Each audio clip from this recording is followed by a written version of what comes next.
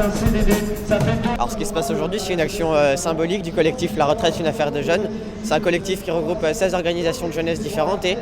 on se bat pour une retraite plus juste, pour une retraite qui est faite pour les jeunes aussi. Et là, c'est un pot de non-départ en retraite finalement. C'est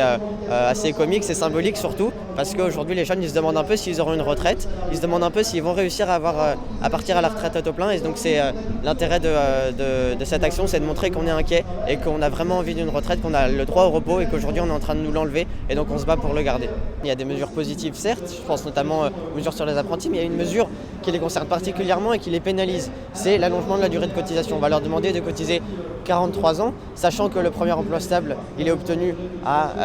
27-28 ans, qu'il y a une nécessité d'avoir un niveau de qualification plus élevé, donc de faire des études plus longues et qu'il y a une précarité qui est immense chez les jeunes.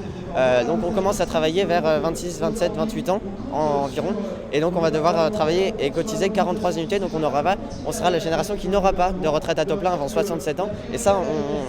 c'est pas acceptable pour nous, c'est pas acceptable, on a le droit au repos, en bonne santé aussi et l'argument de la durée de vie augmente, donc on peut augmenter la durée de cotisation, c'est un faux argument. La durée de vie en bonne santé elle régresse et on veut pas que la transition entre le monde du travail et la retraite ce soit une transition entre le monde du travail et le monde de l'hôpital, donc c'est pour ça qu'on est là aujourd'hui. Alors cette réforme elle touche particulièrement les jeunes puisque on a des fausses mesures déjà qui sont annoncées par le gouvernement. Déjà sur le rachat des années d'études, on nous promet une aide pour pouvoir racheter nos années d'études, ce qui est déjà prévu par la réforme Fillon de 2010. Sauf que cette aide-là elle est de 1 000 €,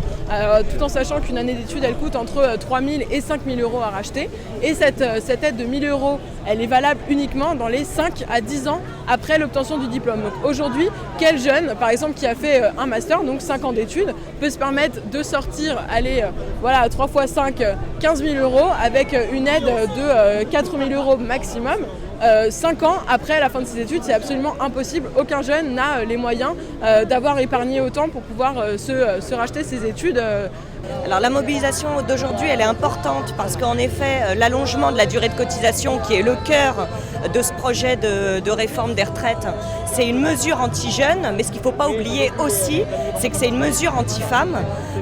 en l'occurrence parce que les femmes, et c'est statistiquement démontré, ont des durées plus courtes, ont des carrières plus courtes, parce que interruption de carrière pour les enfants, parce que surchômage féminin à tous les âges de la vie, parce que par ailleurs elles sont plus diplômées aussi et donc elles entrent plus tard dans la vie active.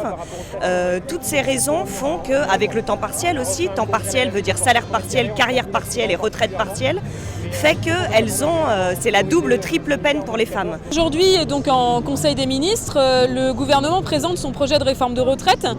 Donc on a organisé une action d'interpellation sur la question des jeunes, puisque la CGT l'a dit dès l'annonce de la réforme, il s'agit d'une réforme anti-jeunes qui va pénaliser l'ensemble des salariés et des retraités, mais en particulier les jeunes, à travers l'allongement de la durée de cotisation, donc 43 ans pour la génération qui a actuellement 40 ans, donc d'ailleurs on peut se demander ceux qui ont 20 ans si ça ne sera pas plutôt 44 ou 45 ans,